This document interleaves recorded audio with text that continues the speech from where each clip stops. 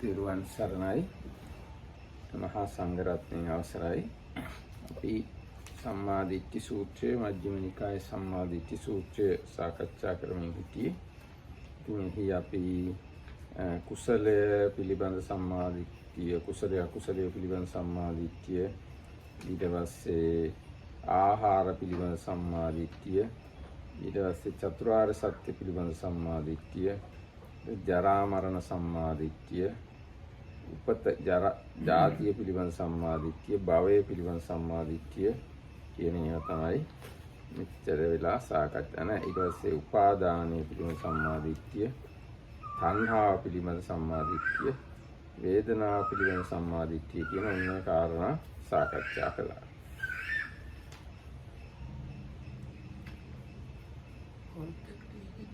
I think we might get them content by, I'm not sure.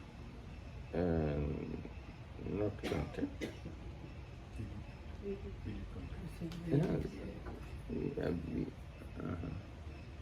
හරි ඒතකොට අන්න අපි සාකච්ඡා කළා. So anyway, so with the permission of Venerable Sangha and blessing of the Triple Gem, we are going to continue with the Sammadikti or Right View Sutta from Majjhima Nikaya. So we have done already quite like a number.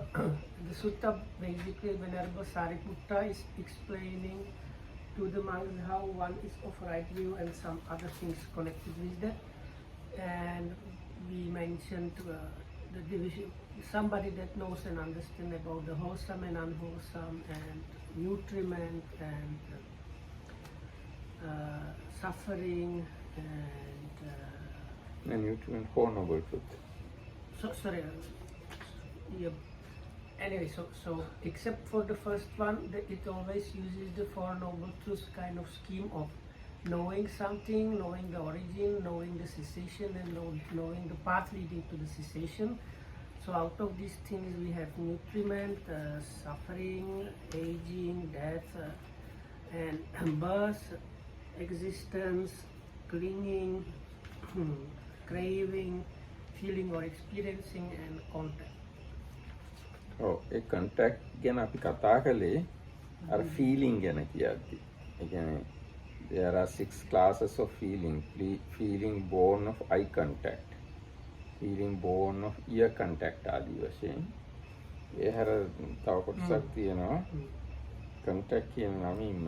ඒක තියෙන්නේ when friends, a noble disciple understands contact, the origin of contact, the cessation of contact, and the way leading to the cessation of contact. In that way, he is one of right view and has arrived at this true Dhamma. And what is contact? What is the origin of contact? What is the cessation of contact? What is the way leading to the cessation of contact? There are these 6 classes of contact: eye contact, ear contact, nose contact, tongue contact, body contact, mind contact. With the rising of the 6-fold base, there is the rising of contact. With the cessation of 6-fold base, there is the cessation of contact. The way leading to the cessation of contact is just this noble 8-fold path, that is right view, etc. When a noble disciple has thus understood contact, the origin, etc., he here and now makes an end of suffering, and in that way too a noble disciple is in one of right view and has arrived at this true Dhamma. එතකොට ඒ කිව්වේ පස්සේ ගැන. දැන් මේ කිව්ව දේවල් වලට අනුව කුමක් නිසාද පස්සේ ඇති වෙනවා කියලා කිව්වේ? තේරුණාද ඔබතුමාලාට? ස්පර්ශය කුමක් නිසා හට ගන්නවා කියලාද කිව්වේ? No, Dhammakitas was asking, how does contact arise? Because of what contact arises? Yeah?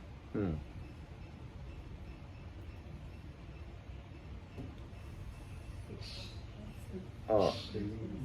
Meeting the eye and forms.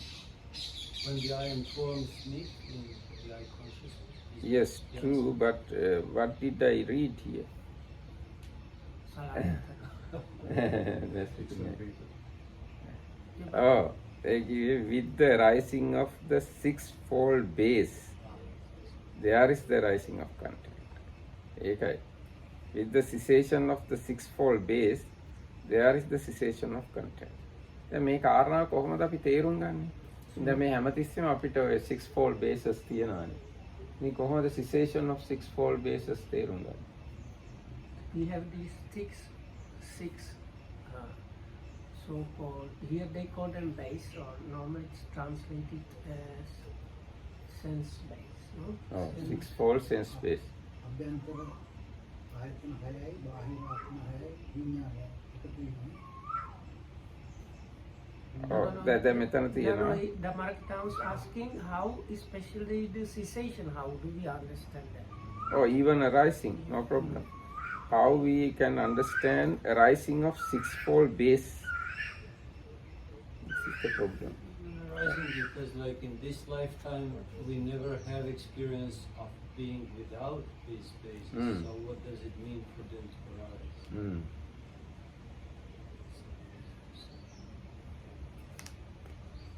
Is it an event that happens at birth or is it something more complicated than that?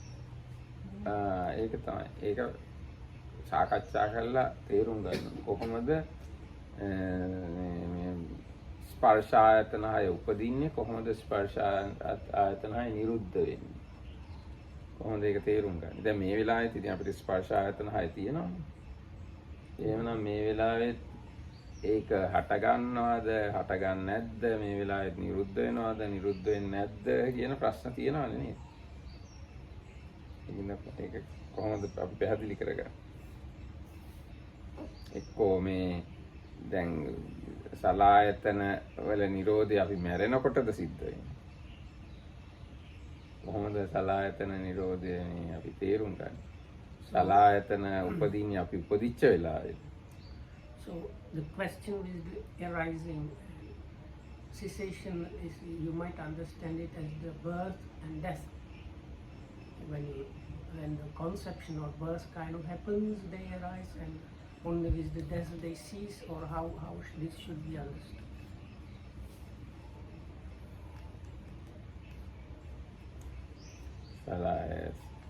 සලායතන නැත්නම් ස්පර්ශ ආයතන හයේ සමුදය නිරෝධය කොහොමද අපි පැහැදිලි කරගන්නේ?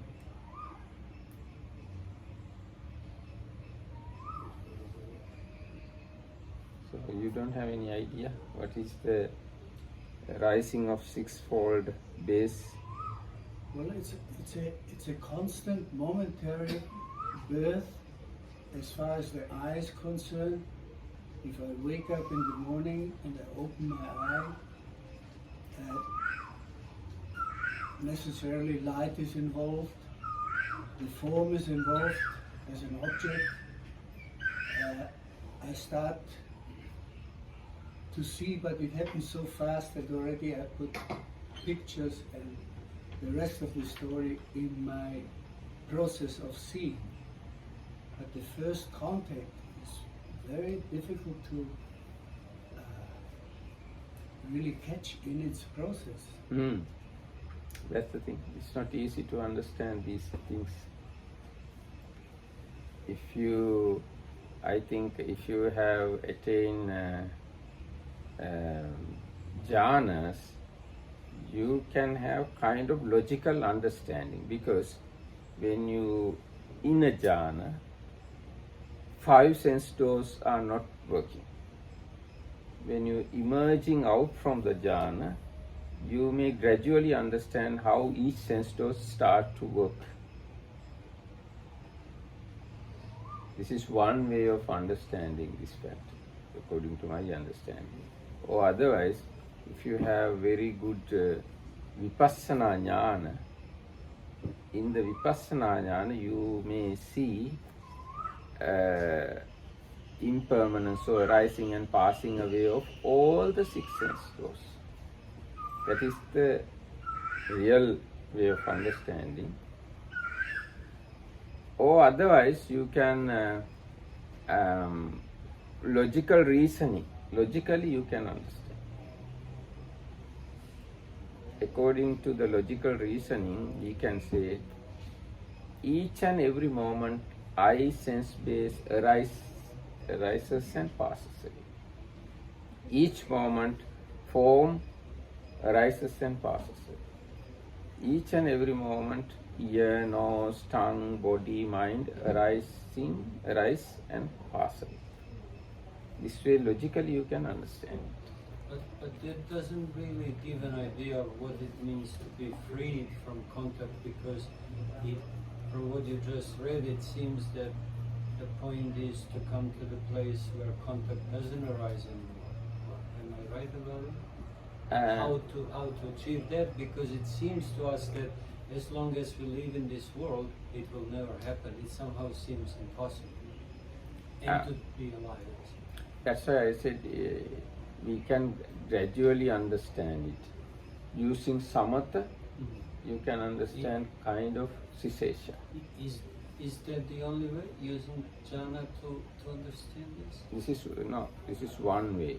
Other way is vipassana. If you have real vipassana jnana, you will see the present arising and passing away of six sense doors. Present moment, in this moment. Now, if I say in a very gross way, if you very much concentrated to my voice, so you can see how sound arise and cease. Same way, if you are very much aware about your eye objects, you may see always you take different eye objects. And if you very much aware about your body contact, you will understand always new body contacts arise and pass away. And if you very much aware about your mind sense door, you may see each moment new mental objects come and pass away. So like that. If I know theoretically, intellectually, like the example of a film, I get caught by the moving things, but I know this movement exists only out of 64 or many more pictures that create this phenomenon of movement. So with my own film constantly rolling on, which is much faster, much more complicated, how could I slow down even vipassana process helping me to catch, I don't want to use the word catch, but observe this passing. Now, according to my way of thinking, I have to say, we don't slow down anything. Instead of that, we develop wisdom to see what is happening. If you have enough wisdom, you will see thing happen no matter how fast it is. That vipassana is something like understanding, no? So through the understanding, you can see, although there is a fan, one plate like thing, it is not that way. It's only three pieces rotating very fast. This is your knowledge, kind of understanding. Vipassana also something like that. It's going always with understanding. In that understanding, you see or you realize always six sense doors arising and passing away. This is one way of understanding. I think maybe also we can see the passing away before attainments, because all sense door disappear. We have not any contact. I think maybe before go to Vipassana jhana and later after attainments, someone can see how they arise. I think maybe this understanding. Yes, even at the very beginning of, let's say, beginning of Vipassana, if your faith is very strong and mind is clean, pure, mindfulness is very strong, then you will see this arising and passing away, momentary arising and passing away.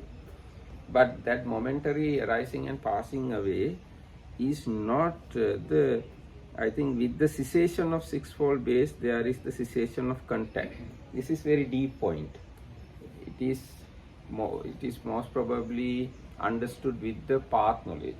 Complete cessation of six sense bases can be understood through the path knowledge. Otherwise, you can see kind of momentary arising and passing. But can you explain to us a little more, like what it means path knowledge in that case? What is one supposed to experience? Now, if you see the cessation of eye, sense door, ear, nose, body, and mind also. Cessation of mind, sense door, that is the cessation of six sense bases. That mind sense door cessation of mind sense door can be understood only through path knowledge.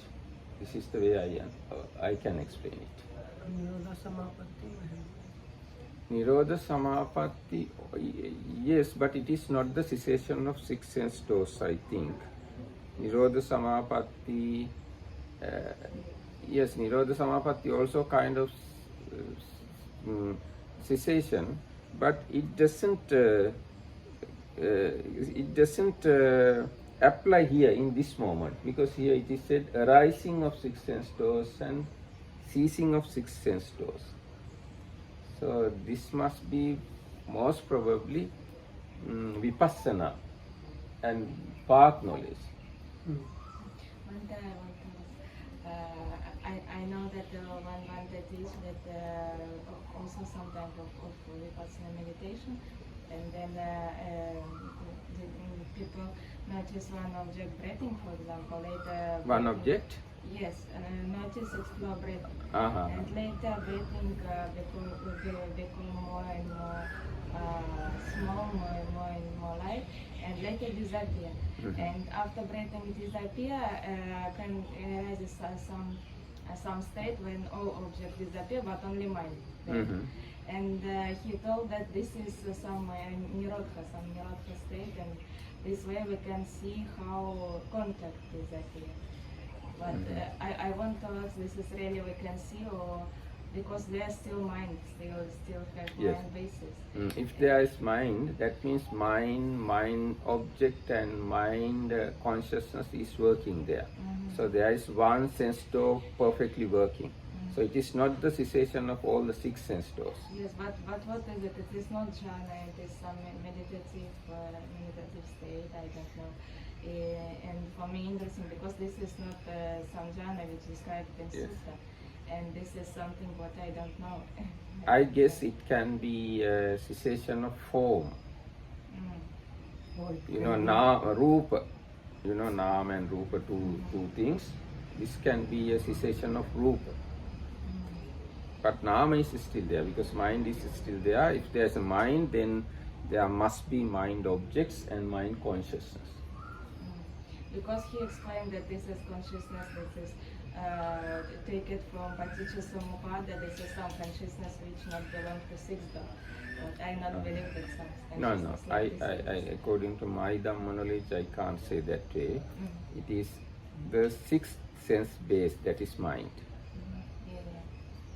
Because Buddha in Sutta told that every consciousness belongs to one of six dog. Not, it cannot be separated. This is Cannot like be separated. Other way it is like that. Yes, whatever the experiences we are experiencing in our meditation, within the six sense doors or six sense bases, other than experiencing path knowledge and the Nibbana. For normal people, but for, I thought Venerable Vinita's idea, these Arahants and Anagamis who have 8 jhanas can reach to Nirodha Samapatti, but Nirodha Samapatti is not this kind of cessation. It's kind of purposely, gradually you go there because you need it. It's kind of ready-made Nirodha, something like that.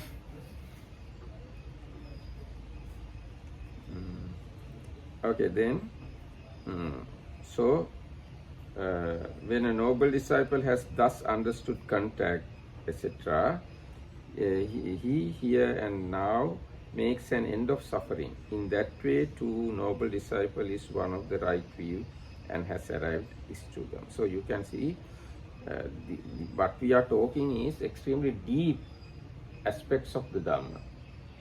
If anybody sees this way, the cessation, arising and cessation of sixfold bases, he must be a noble person, not a normal person. For such a person, these underlying tendencies can be eradicated or yes. So then let's go. Now again we have to accept all these things with our faith, not by our experience for the moment.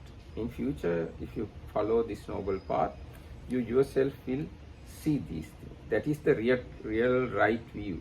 But for the moment, we accept these things because of our faith. The next one, sixfold base.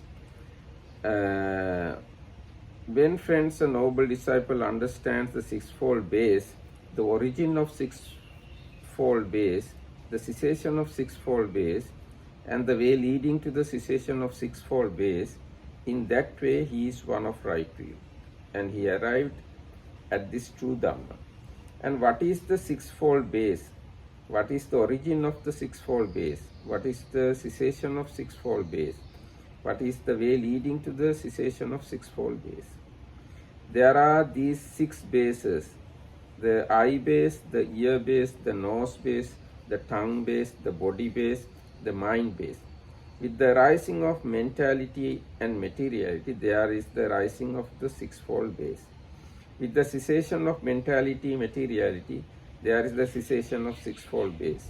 The way leading to the cessation of the sixfold base is just this noble eightfold path. That is right view, right concentration. I got an idea.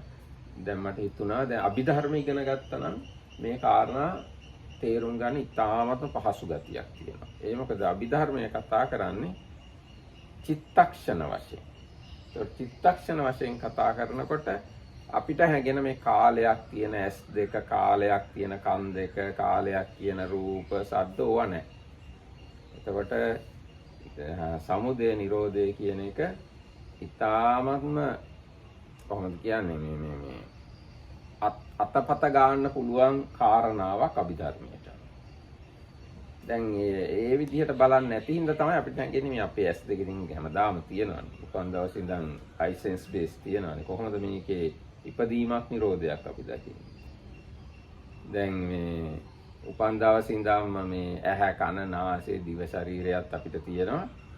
උපන් දවසේ ඉඳන් මැරෙනකම්ම රූප ශබ්ද ගන්ධ ඕවත් තියෙනවා. ඉතින් ඕකේ හට ගැනීමක් නිරෝධයක් කොහොමද තේරුම් ගන්න කියන ප්‍රශ්නේ එනවා. හැබැයි අභිධර්ම ඉගෙන ගත්තාම තේරෙනවා ඇහැ කියලා කියන්නේ මොමෙන්ටරි එකක්. රූප මොමෙන්ටරි. ඒ වගේම තමයි හයම. හිත එක චිත්තක්ෂණයයි එක හිතක් තියෙනවා. යන්නේ විදිහට තේරුම් ගත්තොත් මේ කාරණාව පහසු වෙනවා ග්‍රහණය කරගන්න. Dhammarakita was saying that he thinks if you study Abhidhamma, understanding this at least on the knowledge level is easier than just from the suttas, because he says in the suttas description you just see I have the senses from the birth until I die, so how can I understand this contact and the sense basis arising and ceasing? But if you read and study Abhidhamma, you don't get this idea, because Abhidhamma always talks about mind movement, so then it's easier to understand. දැන් අභිධර්මයට අනුව ඇහැ කියන්නේ දෙයක් නෙවෙයි, ක්‍රියාවක්. රූප කියලා කියන්නේ දෙයක් නෙවෙයි, ක්‍රියාවක්. කන නාසය දිව ශරීරය සිත කියලා කියන්නේ මොනවා හරි දේවල් නෙවෙයි, ක්‍රියාවක්. ක්‍රියා නම් ඒවැ ස්වභාවය තමයි ඒ ගැන කියන්නේ කර අවසන් වනු සමගම අවසන් වෙනවා කියන. කරනවා නම් තමයි ඒක හටගන්නේ හෝ පවතින්නේ කරලා ඉවර වෙනකොටම ඒක ඉවරයි. අන්න එහෙම තමයි ක්‍රියාවල ස්වභාවය. එතකොට මේ ඇහැ කන නාසය දිව ශරීරයේ සිතත් රූප ශබ්ද ගන්ධ රස ස්පර්ශ क्रिया කියලා තමයි අභිධර්මයේ උගන්වන්නේ. So according to Dhammarakita Ramanuja's explanation, the Abhidhamma says eye, ear and so on, they are functions, they are not like things. So if you understand in those terms, function always, when it's functioning, it's there, but like you have not some, like function does not like last long, or like is something that is there all the time, something like that, whereas these things we have kind of inner notion that they are just there. So then the Abhidhammic explanation according to the Marakitando is like easier to get to this, closer to get to the understanding, at least on the like thinking level. දැන් උදාහරණයක් විදිහට ක්‍රියා කියන කාරණා දැන් මේ මම අත මෙහෙම දිගා කරගෙන කොහොම නවනවනේ. ඒ නැවුවාම නැවීමේ ක්‍රියාව නෑ දැන් ඉවරයි. කර අවසන් වනු සමගම ඒක ඉවර වෙනවා. අන්න එහෙම තමයි ක්‍රියාවල ස්වභාවය. තියෙන දෙයක් නෑ. අත නවනවා කියලා දෙයක් තියෙනවද මේ ලෝකේ? දැන් මේ ලෝකේ ගෙවල්, ගස්වැල් මිනිස්සු ඉන්නවනේ. අත නවනවා කියලා දෙයක් තියෙනවද කොහෙවත්? නෑනේ. අත නැවීම නැමැති ක්‍රියාවක් කරන්න පුළුවන්. හැබැයි ඒ ක්‍රියාව කරලා ඉවරුනහම එන ඉවරයි. ආන්නේ වගේ ක්‍රියා තමයි මේ ඇහැ කන නාසය දිව ශරීරය රූප ශබ්ද ගන්ධ රස ස්පර්ශ අභිධර්මයට අනුව. So it's something like that, like bending of an arm. There is no thing called bending of arm. Only when the bending of an arm is happening, there is, you can talk about bending of an arm, but it's not something that is there all the time like houses or trees and so on. ඒ වගේ ඒ bending of arm වගේ තමයි අභිධර්මයට අනුව ඇහැ කන නාසය දිව ශරීරය රූප ශබ්ද ගන්ධ රස. So like that, the six sense bases are. But this bending of arm, if you are able to apply this to nearly all processes, you start to get another perspective, which, as you say, is much more helpful. For example, the wind blows, things like this. It's only happening in this Yes. artificial, nearly, togetherness of the air and the movement. But the wind blows, the blowing itself does not exist without the wind. So the arm bending is also a thing like. Yes. Now here, moving is there, but wind is not there. Something like that. Moving is called wind. That's the way you have to understand. Yes, wind element means moving actually. There's no anything called wind, but there's a moving. Moving we named as wind, but reality is moving. Same way, earth element is hardening. Other than hardening, there is no any earth. Heat elements mean heating. Other than heating, there is no something called heat. Same way, eye means seeing. Other than seeing, there is no eye. Form means something like showing. Other than showing, there is no color. Ear is just hearing. Other than hearing, there is no ear. Sound is just, how to say, make hearing. Other than make hearing, there is no sound. This is the way Abhidhamma explains these things. So if you understand that way, then it is very easy to understand arising and cessation of six sense laws. But if you think other way, I am here, my eyes are there, these buildings and trees are there, then it is very difficult to understand arising and ceasing. Okay, now I had six-fold sense basis. There are Nama. now the rising of mentality and materiality, there is the rising of sixfold base. With the cessation of mentality and materiality, there is the cessation of sixfold base. So then it still mentality and materiality means nothing but sixfold sense bases. If you study materiality, it is eye, form, ear, sound, etc. So if you understand mentality, it is feeling, perception, mental formation and consciousness. But why the Buddha defines nama or mentality not using these four khandhas? When he's asked what is nama, he says intention, attention, contact, vedana, and... Actually, there are three usages of nama, according to what I have found. One way of explaining nama is, as you said, passa, vedana, sanya, chetana, manasikara. That's all I think. Passa, vedana, sanya, chetana, manasikara. Right.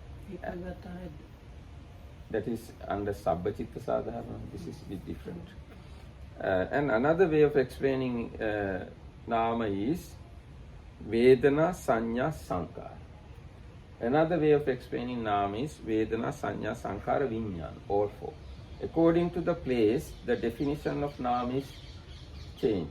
Now, as example, when we say Vijnana Paccha Nama Rupam, their nama explained in some places as Vedana, Sanya, Sankara. Because Vijnana is already mentioned there. Vijnana Paccha Nama, Vijnana Paccha Rupam. When we say that way, nama means feeling, perception and mental formation. And when you consider the five aggregates, form is form aggregate, and feeling, perception and mental formation and consciousness, nama. So it is one another place. And in some other suttas, nama explained as, you said, passa, contact, feeling, vedana, sanya, perception, chetana, volition. Okay, so the point is, why would Buddha seem to be really precise in how he's using terms? So why he makes that distinction? I would not think that it just happened. It came out of his mind one time like this, one time like that. It probably has. No. According to the place, that is the more precise way of explaining nama. There is no only one way of explaining nama. There are many ways of explaining nama. That is the problem. If you understand nama as only one way, then this problem comes. If you understand nama as passa, vedana, sanya, chetana, manasikara, then it is problematic. But if you understand at that point it is passa, vedana, sanya, chetana, manasikara, and this point is its vedana, sanya, sankara, and the other point it is vedana, sanya, sankara, vijnana. Like that, all different ways you have to understand. But just the last question, maybe it won't take too much time. What do you see the reason that he's sometimes describing like this and sometimes like that? Now, when we look at the Paticcasamuppada place, it is Vijnana Paccha Nama Rupa. Vijnana is already mentioned. On that vijnana, rest of the things are to be considered.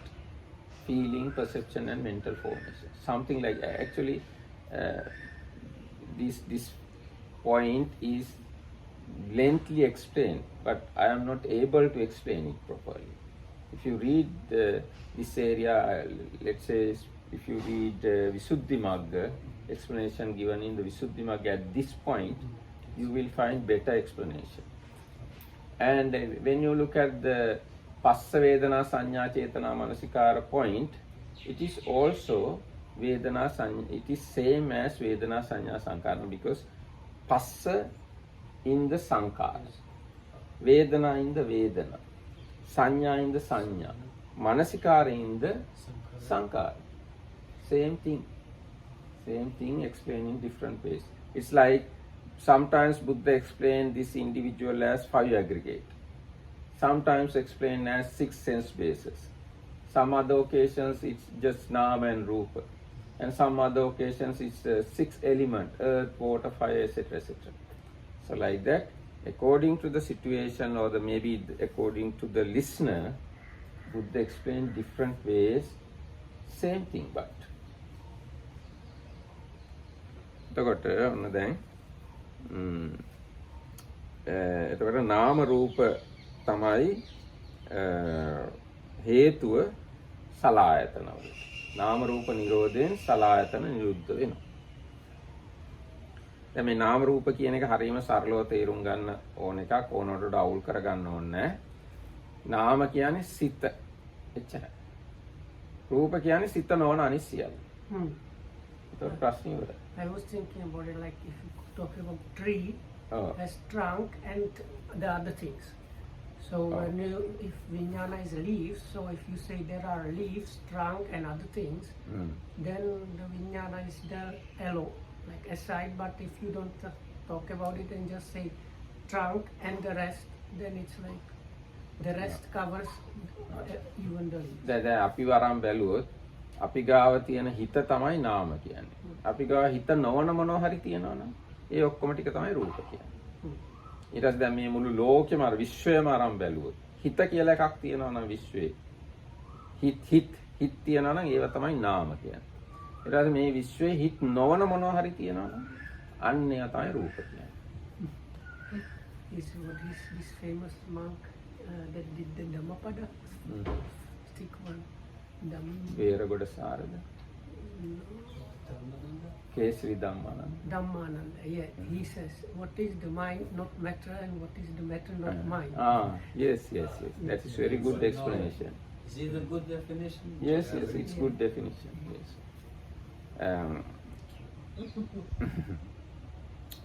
But there can be more complicated areas like now, namas and rupas normally ultimate truth.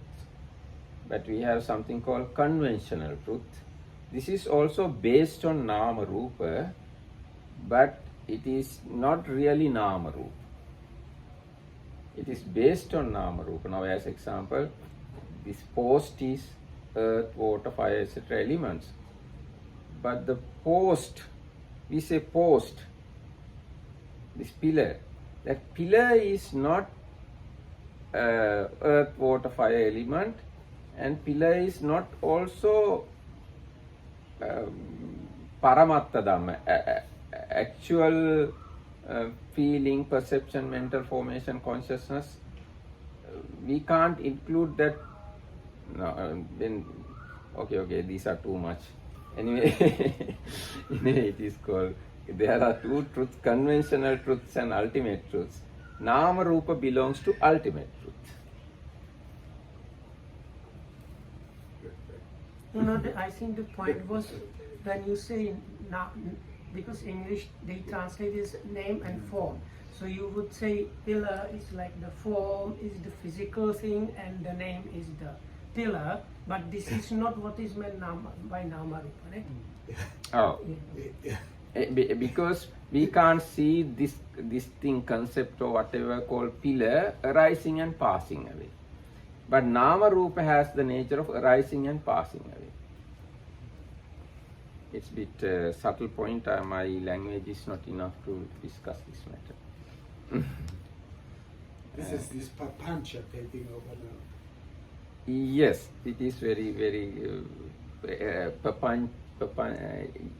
yes, it's something very much with papancha. හරි එතකොට ඔන්න දැන් මේ විදිහට යම් කෙනෙක් සලායතනය දන්නවනම් සලායතනයේ සමුදය දන්නවනම් සලායතන නිරෝධය දන්නවනම් සලායතන නිරෝධගාමිනී පටිපදාව දන්නවනම් එයාට සම්මාදිට්ඨිය තියෙනවා. ඊගාට දැන් නාම රූප ගැන ඊගාවට. When friends, a noble disciple understands mentality, the origin of mentality, mentality and materiality, the origin of mentality and materiality, the cessation of mentality and materiality, and the way leading to the cessation of mentality and materiality, in that way he is one of right view and has arrived this true Dhamma. And what is the mentality and materiality? What is the origin of mentality and materiality? What is the cessation of mentality and materiality? What is the way leading to the cessation of mentality and materiality? Feeling, perception, volition, contact, and attention. These are the things we discussed. These are called mentality. The four great elements and the material form derived from the four great elements, these are called materiality. So this is mentality and this is materiality. What is called mentality, materiality. With the arising of consciousness, there is the arising of mentality and materiality. With the cessation of consciousness, there is the cessation of mentality and materiality. The way leading to the cessation of mentality and materiality is just this Noble Eightfold Path, that is right view, right concentration. Anyway, here, mentality means these five things: feeling, perception, volition, contact, and attention. But when you look at the volition, contact, and attention, all these three is mental formation aggregate. So mental formation aggregate, perception and feeling is considered as mentality here. So these things we have to directly see and understand. Yes, directly understand. Once you understand these things, at that same moment, you may see the arising and ceasing of the feeling, perception, mental formation, etc. And once you really directly understand the earth, water, fire, etc., at that same moment you may see the arising and passing away of these things, because there is no earth element without arising and without passing away.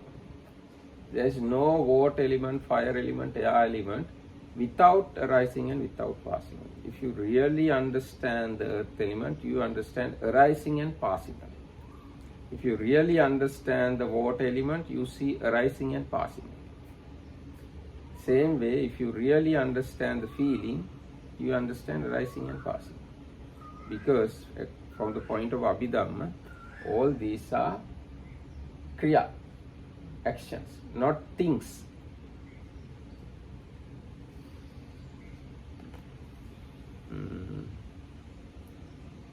So what more we have discussed?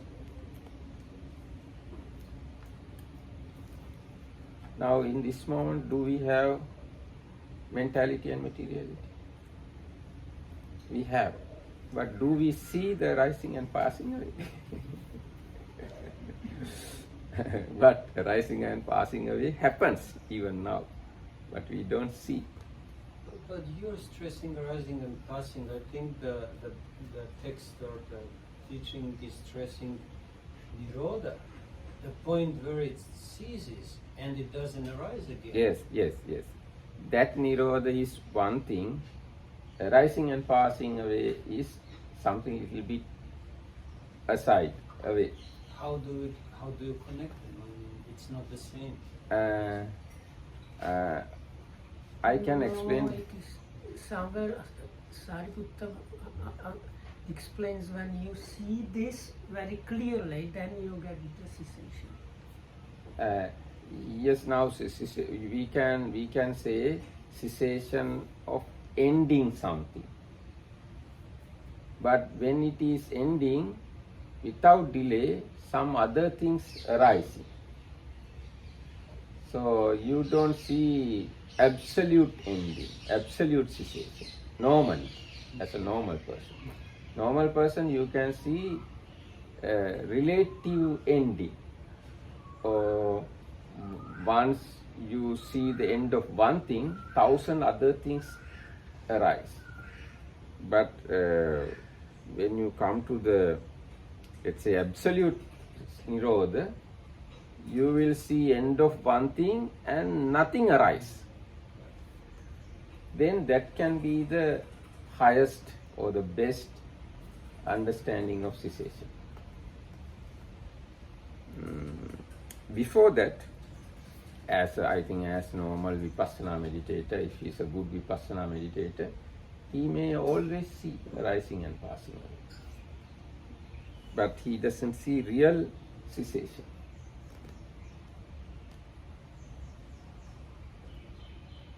So another thing is to understand this mentality and materiality, like these kind of things, you have to go beyond conventions. There are two truths, conventional truth and ultimate truth. If we deal with conventional truth, it is very difficult to see momentary arising and passing away. You have to think logically and understand things. But if you can go beyond the conventional truth, then you stay with ultimate truth. Ultimate truth means Nama and Rupa. In the Nama and Rupa realm, you don't find people, men, women, monks, lay people, houses, trees, earth, water, anyway, those things are not there. You probably see elements, sense bases, aggregates like that. With those things, it is easy to understand arising and passing. But otherwise, it is difficult. How we can see arising, passing away of George? This is not easy. But we can logically think and understand something. 20 years ago, I saw him. At that time, he was not this way. What do you mean 20 years ago? 20 years 1 ago. minute ago. Okay. But 1 minute ago, you and now you, I can't see the change, difference. But 20 years ago, you and now you, I can understand the No, change. I think you can logically understand even the last second George is not the Yes, logically understand. logically, yeah, but not experience. Yes. Logically, you have to think and understand. But with the time left, you even your naked eye you can understand. 20 years ago, he was young and strong one. Now he is not that way. Myself also. So through the eyes you can see the change. Okay, now let's go to the next one. So this is another type of right view. Understanding mentality and materiality, arising, ceasing, and the path leading to the ceasing. Next one, consciousness. When friends, a noble disciple understands consciousness, the origin of consciousness, the cessation of consciousness, and the way leading to the cessation of consciousness, in that way he is one of right view and has arrived at this true Dhamma. And what is the consciousness, what is the origin, etc.? There are these 6 senses of consciousness: eyes consciousness, ear consciousness, nose consciousness, tongue consciousness, body consciousness, and mind consciousness. With the rising of formations, there is the rising of consciousness. With the cessation of formations, there is the cessation of consciousness. The way leading to the cessation of consciousness is just this Noble Eightfold Path. So how we can understand this fact? Can we see or perceive or understand this moment, our eye consciousness? Do you recognize the eye consciousness you have in this moment? I think it's not easy. It's not clear. Although we see things even now, although eye consciousness working within us, it is very difficult to recognize a phenomena to say this is eye consciousness. Now, here and now. Here and now, can you recognize your eye consciousness? It is not easy. You can recognize forms, colors. It's probably easy, but it is very difficult to recognize eye sense base and eye consciousness. You can understand sounds. Now my voice you can hear, but you can't see your ear consciousness. Same way you can experience other gross things, but consciousness is not easy to perceive or understand. But consciousness is always happening. All these 6 types of consciousness always working, but we don't see. Consciousness is extremely difficult to recognize and understand. Is this already a gross example of eye consciousness? If, for example, a small insect comes in my eye and the eye closes? No. At that time you have body consciousness, not eye consciousness. When we put something into eye, we feel pain, knowing and feeling all these things, not the eye consciousness. Eye consciousness can catch only the color. Same way, ear consciousness can't catch my fingers. Ear consciousness can catch only the sounds. Body consciousness can catch things in the eye and touches of the ear, these things, all these things, body consciousness. So understanding consciousness is extremely difficult. But we can see mind objects. Although it is difficult to understand mind consciousness, it is easy to understand mind objects like sounds. Now, as example, if I ask you to think about, let's say, Ruanvelisaya on Radhapura, very easily you can recognize mind object. Yeah, and But it is for the white people here, they don't know what you say. I think you all know, no? Ruanvelisaya, Tanya know, you know, George also know. And you? Have you been to Anuradhapura? Yes. Yes. So all the foreigners know. Ruanvelisaya. Or let's say this way, ocean, sea. When I say sea, you all can recognize the mind object, but not the mind consciousness. But now, Bhante, to my mind comes something that why in nama, in mentality, we have attention and intention. Probably because when we experience things through the sense doors, it's not a given. It's not something that everybody necessarily experiences the same or always in the same way. It depends on our mind tendency or desire, aversion, and so on, and then attention we put to that, and intention that we have the experience of nama. I think that is why the Buddha is putting intention and attention when he explains that. Actually, when we taking an object, intention, attention, feeling, perception, all these things come as a packet, as a group. But they determine the quality of our mentality. Yes. They can determine the quality of the mentality. That's true. But all these mental factors come together and cognize or understand the object. Only one mental factor, only consciousness alone can't cognize the object. All the consciousness have mental factors. Isn't it that we can actually understand consciousness already, the one that we don't have? Or We can't say we don't have. no, because if the eye consciousness is aware about the eye object, it cannot be aware about itself. Yes. So we know about the eye consciousness only when we have mind consciousness that knows that before that there was eye consciousness. Yes. Even mind consciousness same. Hmm. This mind consciousness can cognize by the next mind consciousness, because only one consciousness can happen at a time. But mind is so fast, we can't sort out these things. We feel I am seeing, I am hearing, etc. So very tricky. Yes, very tricky. That's why we are in this samsara. So how could Ananda say, oh, it's so simple to understand, but it's so hard? Once you understand, it's simple.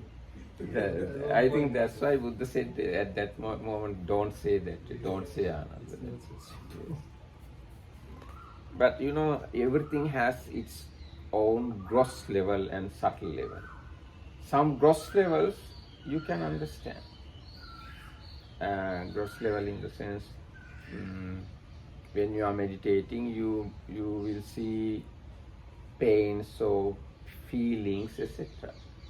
And you will see that because of this hard touching, this pain arises. And you can see because of this pain you become unhappy also. So contact, feeling, and let's say craving, it was a nice touching, so you have craving. So you can see, experience yourself, contact, feeling and craving. This is extremely gross level. But same incident has extremely subtle level.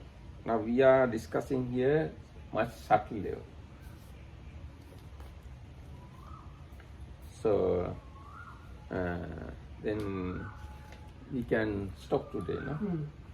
So එහෙනම් අපි අද දවසේ මෙතකින් සමාප්ත කරන හැම දිනකටම තෙරුවන් සරණයි.